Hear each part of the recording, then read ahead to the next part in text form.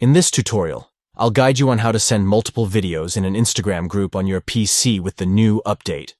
Let's go through the steps together. Step 1. Start by opening your Instagram account on your PC. Ensure you are logged in to access your account and groups. Step 2. Open the specific group where you want to send multiple videos. Navigate to the group chat within Instagram where you wish to share the videos. Step 3. Within the group chat, locate the photo icon and click on it to access the options for choosing videos to send. Step 4.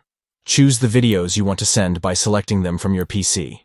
Once you've selected the videos, click on the Open button to add them to the chat. Step 5.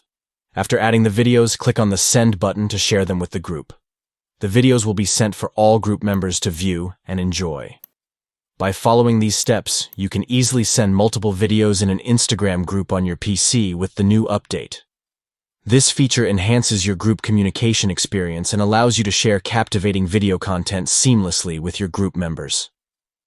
Enjoy sharing your favorite videos with the group using this latest functionality on Instagram.